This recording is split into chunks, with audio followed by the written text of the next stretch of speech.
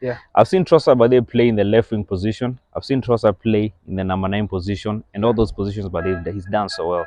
But man in the midfield, for the games I've seen Trossard play in the midfield, it never ticks. I haven't said it should be an easy game. I think Luton is the type of team whereby they just sit back and try and hit you in the counter, and we should be prepared for that. We saw, as you said, we saw against Liverpool, they were pretty sitting back at the back. Reckless talk. Son of a gangster. Hey, reckless talk. But I got expensive habits. Don't step in salt.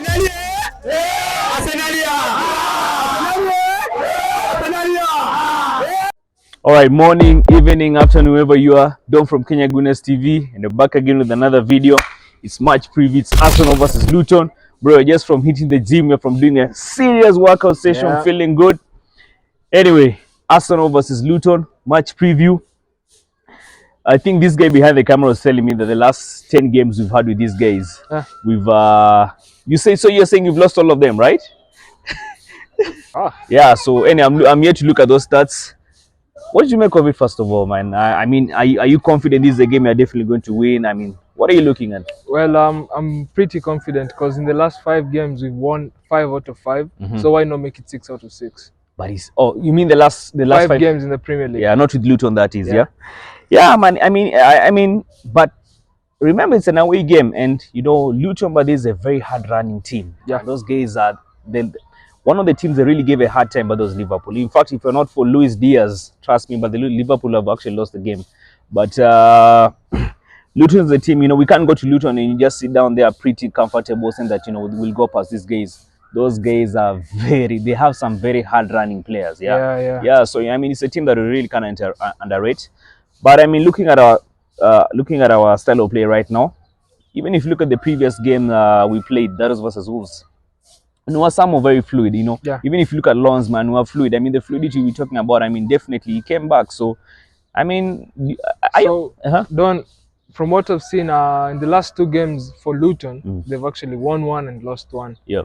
So, in the form we are in right now, I'm pretty confident that we'll actually take all the 3 points. But I haven't said it will be an easy game. I think Luton is the type of team whereby they just sit back and try and hit you in the counter, and we should be prepared for that. We saw, as you said, we saw against Liverpool, they were pretty sitting back at the back. Then they just go one chance and they scored. So I feel like in that game, if we actually control them, we'll definitely win. Yep. Yeah. So now let's talk about, by the way, the first 11. Yeah. What's your predicted 11? So let's start with the backs. We go to the midfield, then we go to the forwards.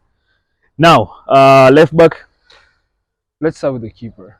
Okay, let's start with the keeper. By the way, obviously, man, it's Raya. It's a straightforward decision. It's a straightforward decision. By the way, I mean, it's clear right now by this Mikel's preference. Yeah. I don't see actually Ramsdale starting anytime soon.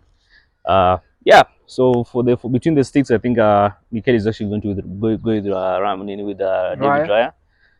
In the right back position, for me, I'd prefer we go with Ben White. If Tomiyasu is fit, maybe he can come up. He can come in the second half. But considering we have a big game over the weekend versus Aston Villa, I'd prefer Tomiyasu to start that game than this one. Okay. Yeah. The centre backs. Obviously. The best partnership in the Premier League right now. Yeah, Saliba, Gabriel Magalhaes. Yeah. Now, where there's a bit of Kizungumkuti. Yeah. The left position. I'd still go with Zinchenko. You still go with Zinchenko? Yeah. No, people forget, Yeah. As long, you know, I know he made a mistake over the weekend. No, but he's been making so many mistakes. Not even that mistake, yeah.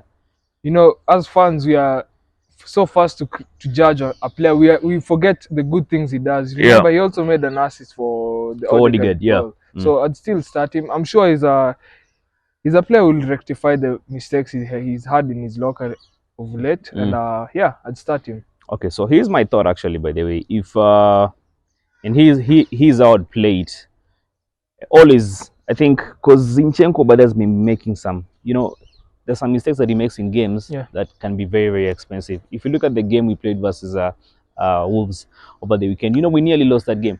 Not even nearly lost, actually we nearly drew that game because of the mistakes he made. So you see, in terms of the build-up process, in terms of attack, he's very good. but man, that guy's defense is just something else. Yeah, I know. Yeah. So I think maybe for this kind of game, I want us to go hard, get scores. Once you get scores, then now switch it up. If Tomiyasu is available, start Tomiyasu. No. Once if Tomiyasu is available, Yeah. then now switch him up with Zinchenko. To protect the lead. Yeah. All right. Then you go to the midfield. I'll still go with okay. The midfield is where I'll make a little bit of changes. Right. In the number 6 position in the deep Mhm. number 6, I'd go with Declan Rice. Right. Obviously. In the more advanced position in the box-to-box midfield, I'll go with Martin Odegaard. Obviously, he scored over the weekend. I think he'll score again tomorrow. Alongside him, I'll go with Kai Havertz.